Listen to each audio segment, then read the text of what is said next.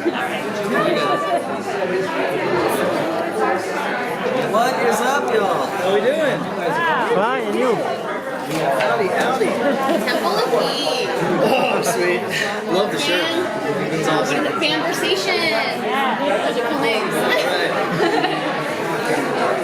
This show seems to be pretty inclusive when it comes to gender and race.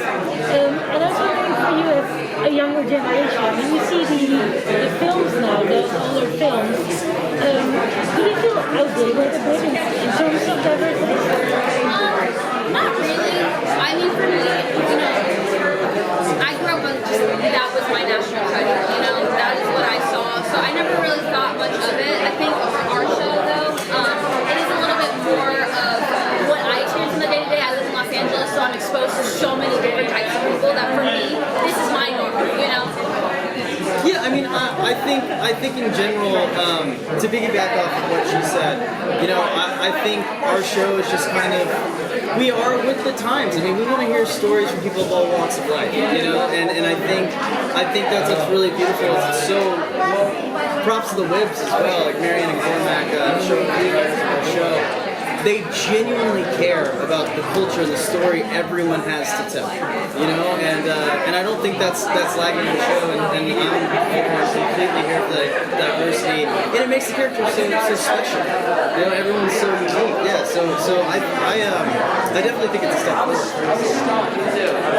So your character's a dreamer, and so what does it mean to you to be part of that representation? I could not be more proud. I think, like we were talking about how the Wibs, they wrote the original movies and they wrote the series as well, but they have personal ties to the story that they're telling. Marianne's grandmother, her name was Jess as well, and so she named her grandmother she named this character after her grandmother, and Cormac's dad was never an American citizen.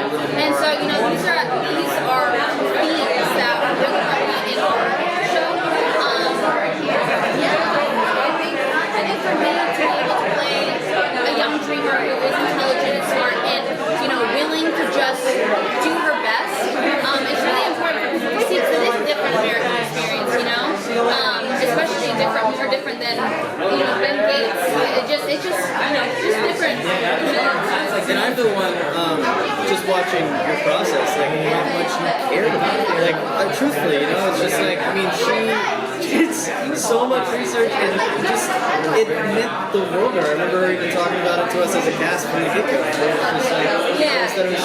think when I first read the character, I was just so in love with the idea that a character like this existed. Because I never saw somebody who was smart people who was Mexican growing up, and especially a young woman. I'm like, and on top of that, I just wanted her to feel human, so people understand that there is just so much more behind, a DACA status or behind a being a drummer. Thank you. What was the most difficult scene to play for you in this series? Most difficult scene? Yes.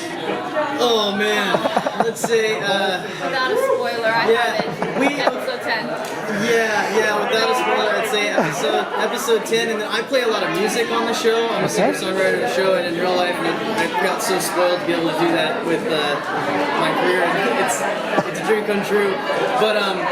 But I'd say as far as scene-wise, difficulty 10, but as far as performance-wise, I'd say I can't give too much away, but 3 was really scary for me. Yeah, no. I'm super. I think it's gonna turn out great, but it was just like scared. That's a good thing, right? It's like as artists, I think for us, we just try to do what scares us and jump in and see how it goes. And I think we're delightfully surprised. Okay, that worked out. That's good. Okay. Yeah. So National Treasure has this deep, immense fandom. It has a huge following. What does it feel like to have all those National Treasure eyes now on you guys and for Lisette carrying the torch of the franchise now? No pun intended. I think since the beginning, I just had always set out to honor the original films. I felt it was really important to continue into that direction. Because for me, I mean, I love National Treasure movies, and you know, when you do, you know, a continuation of stories, sometimes I think that it can get lost maybe, and I just like felt it was really, really important, especially like to honor the fans and everything, to do my best job that it possibly could, and I really hope everyone enjoys it.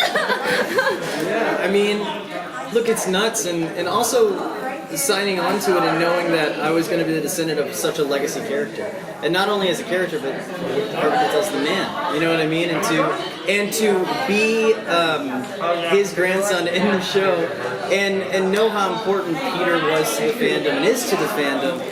It felt like huge boots to fill, but I think also what's so amazing about National Treasure is it's pure wish fulfillment, it's pure escapism, and what's amazing about Comic-Con and me as a fan myself is like, over these years, it's to have that sort of thing to get lost in, I think is really good for us as just people, and I think with the show as National Treasure, the fandom, I don't know, it's just an honor, you know, it's like, it's kind of crazy. It's crazy getting up there at the panel and seeing all these people be excited.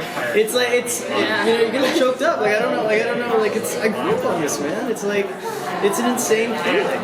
Yeah, that's the best way to put it, if that's a good way to put it. Yeah, I know. Yeah, nothing like it, really. Yeah, seriously. Yeah, but it's an honor, truly.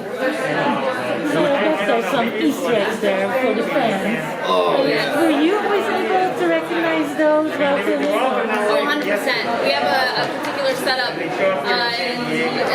episode 3. I'm like, which one can I think of? I was like, no, there you go. But, you know, and just being able to even spot it on paper as well was really cool. And so to bring it on screen, I know there are going to be so many people who are obsessed with the franchise. They're going to recognize it. Yeah, if you're a fan of the franchise, I mean, it's a love letter. Like, hands down, it's a love letter. Every episode we give a little bit, and then once it starts picking up, you're just like, there are some connections. So if you're a fan, you're just like, oh my god! Yeah, it's great. Even us reading it, like once we got to, we're just like, dude, like we have a group chat, and I remember all of us. And we got to work with Justin Bartha, who plays really cool. I mean, he's such an iconic character in the film. So to be able to watch him and his process, and reprise his role again, and bring that his energy to screen, it's just so cool. And the first few takes were like, and it was like, guys, you're in the scene. Oh, right, dude, sorry. right. Yeah, but he's so funny, and just his creative process. It's gonna show on camera for everybody. It's gonna be a good thing. It's gonna be fun.